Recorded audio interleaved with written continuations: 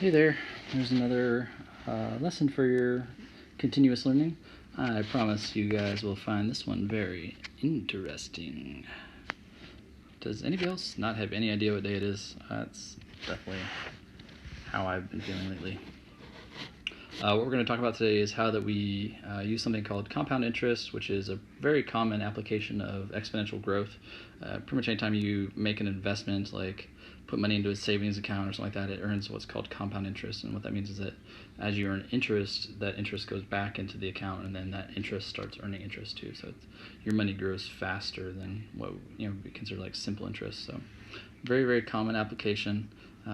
Something you guys all run into in your lives. What we're going to talk about today is how do we calculate the interest that you earn for that. So I've kind of copied some of the problems out of that Excel to kind of show you how they set them up, and really try to highlight some of the different wording and stuff, which really is going to be one of the bigger things that you guys need to worry about as you're doing the problems, is making sure you're reading the problems correctly, so you're answering the right questions. So I'll always point that out too. So we're going to be using this formula here, A equals P times 1 plus R over N, all to the NT power.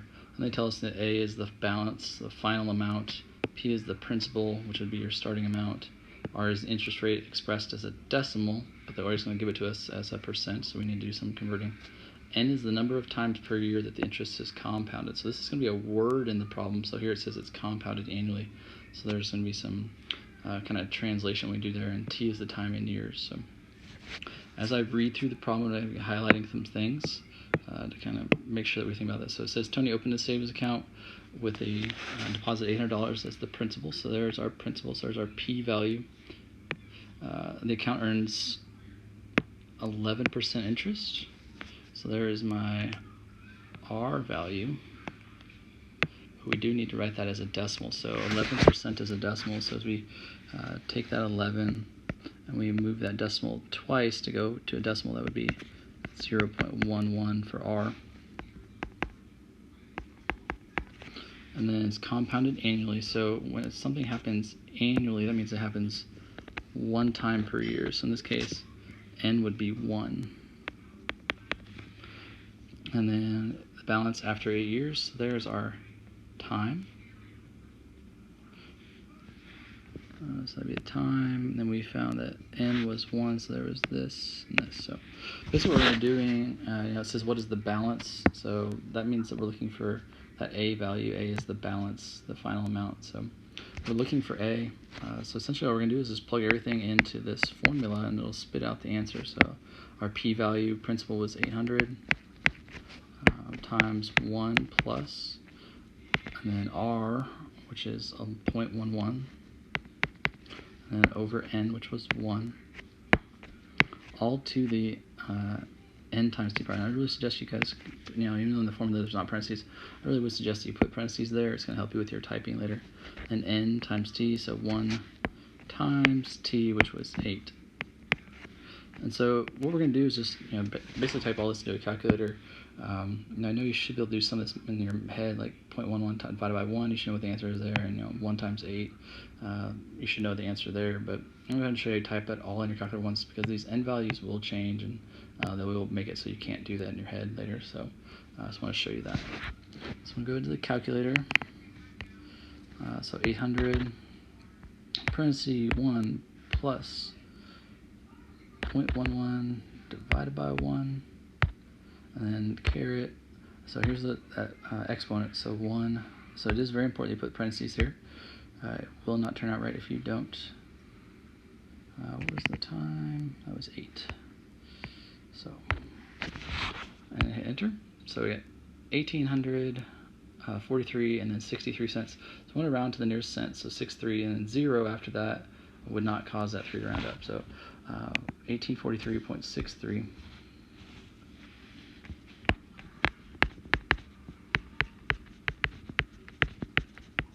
So there is our answer to the question, what is the amount after 8 years? So whatever done. I do want to talk about one thing real quick, that we just found the amount. The amount is what's equal to the principal plus the interest. So later on, if we wanted to figure out how much interest we would be earned, how much interest we earned. It would just be the amount minus the principal. So in this case, the 1843.63 minus the 800 that we put in, that would just come out to be 1,043.63. So that would be our interest. So we put in $800 and we earned an extra $1,043 on top of that over those 8 years. So that'll come into play later. Just wanted to point that out right now. Here's the next type of problem. It's really pretty much set the same way. I just want to read through it again, kind of highlight what we know. So Casper opened a savings account 10 years ago. So there's that time. So that's, our t value is 10. The account earns 9% interest. So there's our rate. So that's our R value. And so as we move that decimal 2 places, really careful. It's 0.09, not 0.9. Very common mistake. Compounded. So there's something else. Quarterly. So if something happens quarterly, that means that it happens 4 times per year. So n in this case would be 4. And it says the current balance is $200. How much did he deposit initially? So think about what that means, the current balance. Well, that was A. Oops. So they're giving us A here. And then they're asking us, what does the initial deposit?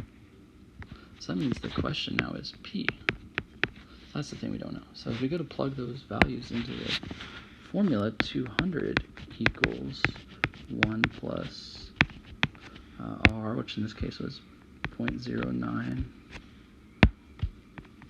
Oops, I forgot my P. P, and then over N, which is 4, all to the N times T, so 4, and then T in this case being 10.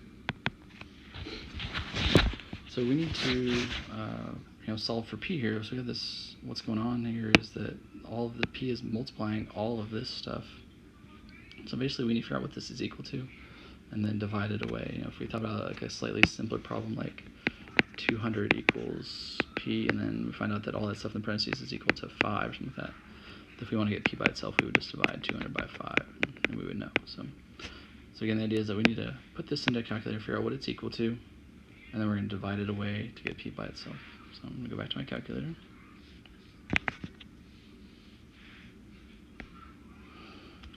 So inside the parentheses was 1 plus 0.09 divided by 4. Let's see there, we couldn't do the 0.09 divided by 4 in our heads. That's trickier. We had 4 times 10 up there in the parentheses, which we could do. So we get 2.43518.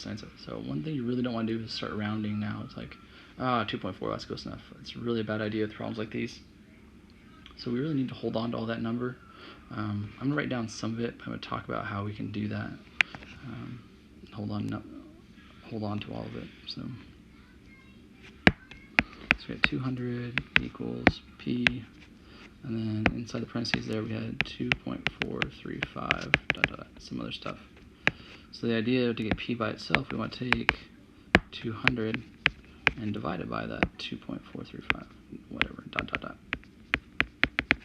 So how do I do that? Okay, without rounding.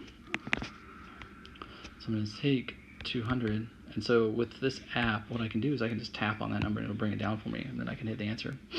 Pretty much any calculator has something similar to that, where if you hit, I know on the TI calculators, if you hit 200 divided by, and hit second equals, the equals button right above it says ANS, and that stands for answer. So if you hit 200 divided by answer, it should tell you this, 8.129,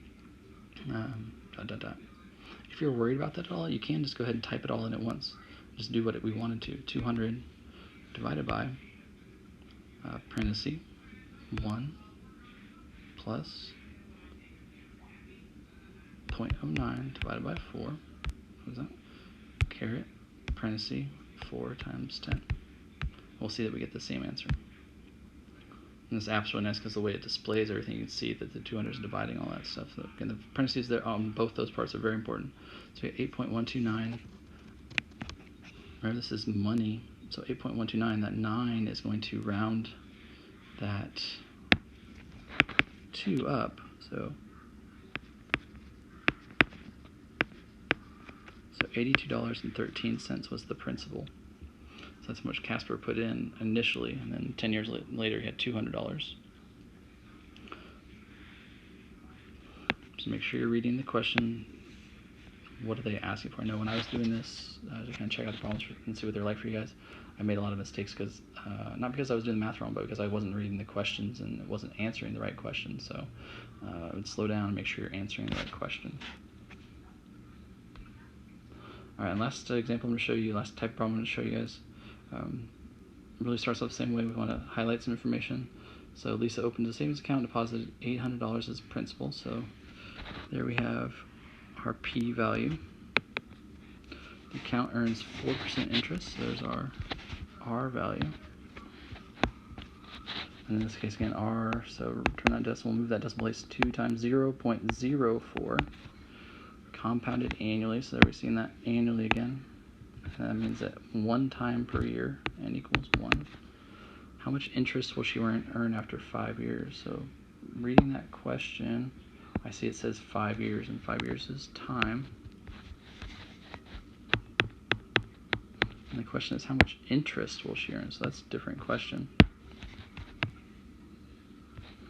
So it's not asking us what A is, it's asking what I is. So A equals P plus I. So in order to solve for I, we're going to say that I equals A minus P. So in order to figure out what I is, we have to figure out what A is first. And so that's where we're going to start this problem. A equals, and our principal, which was 800, and 1 plus R, which was 4, so 0.04, over N, which was 1, all to the, and then N was 1, and time was 5. So again, I'm just going to go ahead and type all this into my calculator, figure out what A is. 800, parentheses 1 plus 0.04 divided by 1, close those parentheses, caret 1 times 5. So $973.32, and then the 2 after the 2 does not round up, so 973.32. 973.32.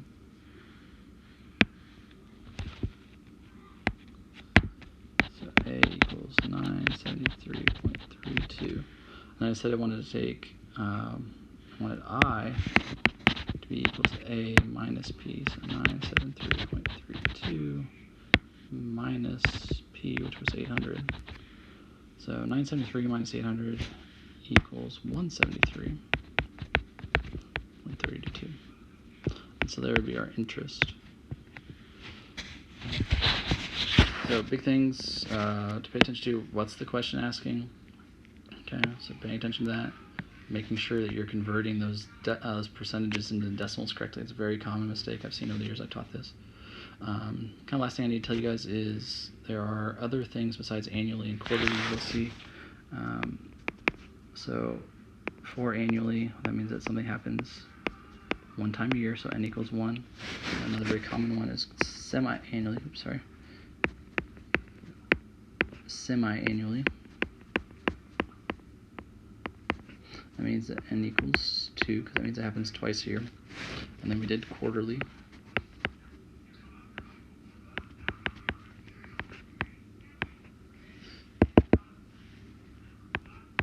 That's when n equals 4.